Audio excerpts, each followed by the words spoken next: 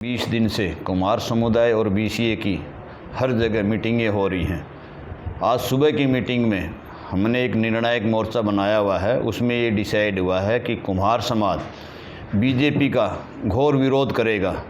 जैसा कि बीजेपी ने हमारे साथ अन्याय और अनदेखी की है, अगर ऐसे ही दूसरी पार्टियां भी हमारे समाज की अनदेखी करती हैं तो हम उसका भी विरोध करेंगे। और हमने एक निर्णायक मोर्चा बनाया। वो हमारा मोर्चा कुम्हार समुदाय और अन्य जातियों के साथ में मिलकर हम फैसला लेंगे कि हमें किसका समर्थन करना है और किसको हराना है। जैसा कि हमारे कुम्हार समुदाय का हिसार लोकसभा में 2 लाख से ज़्यादा वोट हैं और हमारा दुर्भाग्य ये है कि आज तक भाजपा और कांग्रेस ने हमारे समुदाय को कभी भी टिकट नहीं दी है। इसका मतलब ये दोनों पार्टियां हमारे समाज की सबसे बड़ी दुश्मन हैं। अब की बार हम कांग्रेस सभी अगर हमारी अनदेखी करती, बीजेपी का तो हमने बहिष्कार कर ही दिया है, कांग्रेस या अन्य पार्टियां इनका सभी का बहिष्कार करेंगे और हम हराने में एक बहुत ही बड़ी निर्णायक भूमिका निभाएंगे। अगर हमारा बीसीए के साथ में अगर हम कैंडिडेट खड़ा करते हैं तो हो सकता है कि अब की बार हम हिसार सीट से विजयी भी हो सकते हैं। बीजेपी का तो हम पूर्ण रूप से विरोध करेंगे, हमारा फैसला हो चुका है। इसको तो हम 101% अब की बार बीजेपी तो वैसे भी ख़त्म पार्टी है, ये डूबता हुआ जहाज है, झूठी अफवाहें फैला रहा है। इसको तो 101% हम हटाएंगे। जो कांग्रेस वगैरह भी या दूसरी पार्टियां भी हमारे समुदाय को अगर अनदेखी करती तो उनका भी यही अंजाम होगा। ये तो गिनाए ना, इन्होंने तो कुछ किया ही नहीं।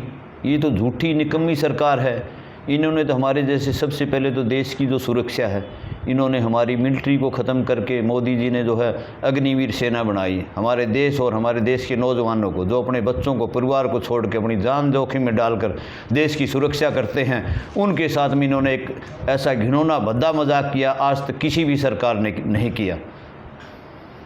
ये सब बकवासवादी हैं। इन्होंने कोई 2-4 अभी 4.5 साल तक कोई नौकरी नहीं दी। अब इलेक्शन का पास आया है तो ये बोल रहे हैं हमने ये दिया है।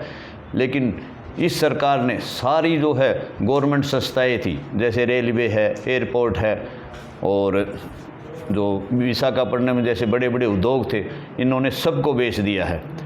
तो सरकारी तो नौकरियाँ नहीं हैं। ये वैसे बकवासबाजी कर रही हैं। ये सरकार इतनी झूठी निकम्मी है तो वो प्यारी वर्ग परेशान है, किसान वर्ग परेशान है। और मेरे किसान भाई हैं या मास्टर भाई हैं या सरपंच हैं, डेली वासा वर्कर है, सब जगह धरने हो रहे, सब के ऊपर लाठीचार्ज हो रहा है। ये सरकार ऐसी तानाशाह और झूठी सरकार है, आज तक कोई वर्ल्ड में ऐसी सरकार नहीं बनी। और हमारा संविधान भी आज खतरे में। आम नागरिक इतना परेशान है कि उसकी सुरक्षा नहीं। महंगाई आज इतनी है कि आम आदमी 2 वक्त की रोटी जुटाने में बहुत ही परेशान है। और ये मोदी जी कहते मेरा देश तरक्की कर रहा है। देश तरक्की क्या कर रहा है? बोलता 81 करोड़ लोगों को फ्री में राशन दे रहा हूँ।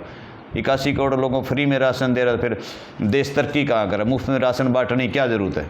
शिक्षा का स्तर इनका इतना गिर गया, इतना शिक्षा स्तर इतनी महंगी हो चुकी है कि जो आरएसएस की या बीजेपी की पॉलिसी, आने वाले गरीब बच्चों को स्कूलों में पढ़ाना ही मुश्किल हो जाएगा। ये हमारे देश की जनता को, गरीब जनता को अनपढ़ रखना चाहते हैं ताकि ये वही मनुस्मृति देश में पैदा करें और हमारी आने वाली पीढ़ी इनके वैसे घुटनों में घूमती रहे। नहीं, ये निर्णय ऑलरेडी हो चुका है। जो पार्टियां हमारी अनदेखी करें उसको तो हम वोट देंगे ही देंगे नहीं। और जो हमारे समाज के कुछ नेता हैं जो समाज को छोड़ के अपने हित के लिए पार्टी के साथ गलत तरीके से लगे हुए हैं, हमारे जो नेता उनका भी हमारा समाज विरोध करेगा। ये ऑलरेडी हमने फाइनल कर लिया है। नहीं, ये एक सिर्फ प्राइवेट हॉस्पिटलों के साथ मिलकर पैसा खाने का बहुत बढ़िया साधन ढूंढ लिया इन्होंने। गवर्नमेंट में जो भी हॉस्पिटलों में आदमी जाते हैं, जो एक्चुअल में बीमार होता है उसका इलाज नहीं होता और गवर्नमेंट से पैसा नहीं आ रहा। डॉक्टर बोल रहे हैं, पर्सनली डॉक्टरों से मिला हूँ गरीबों के साथ जाके, तो डॉक्टर बोल रहे हैं हॉस्पिटल में हमारे पास गवर्नमेंट से पैसा नहीं आ रहा। जो जितना ज़्यादा बड़ा कमीशन मंत्री को देता सेटिंग है, उन्हीं को इलाज हो रहा है। और इलाज क्या है? वो नामात्र, वो बीमार लोग भी झूठे, वो पैसा ले रहे, मंत्री पैसा ले रहे हैं। एक्चुअल में जो सही ज़रूरत है गरीब उसका इलाज नहीं हो रहा, दर दर भटक रहा है। इतनी फैल चुकी है कि लोग यहाँ भूखा मरने की बजाय मैं कुछ नौजवानों से मिला था, एयरपोर्ट पे भी मिला, रेलवे स्टेशन में मिला, भाई आप लोग वहाँ मरने के लिए गाजा में इजराइल में क्यों जा रहे हैं, आपको पता वहाँ मर चुके हैं। वो बोला यहाँ तुम रोज़ ही मर रहे हैं मोदी के राज में, यहाँ खाने के लिए अन्न नहीं, हमारे बच्चे भूखे मर रहे हैं, अच्छी शिक्षा नहीं दे रहे। भाई इससे अच्छा तो अगर वहाँ बच गए तो बच्चों का पालन पोषण हो जाएगा, नहीं तो वहाँ कम से कम मर जाएंगे, तो रोज़ रोज़ भूख तो नहीं मरना पड़ेगा। एक बड़े दुर्भाग्य की बात, एक बच्चा डॉक्टर के पास गया, बोला डॉक्टर साहब कोई ऐसा इंजेक्शन बता दो जिससे भूख ना लगे। डॉक्टर की आगे ये मोदी जी कह रहे हैं ना, मैं 81 करोड़ लोगों को भोजन दे रहा हूँ फ्री में राशन, इसका मतलब भूख मरी इतनी है, क्या करेगा बेचारा, रोज़गार के चक्कर में जाना ही पड़ेगा, भटकता पड़ेगा।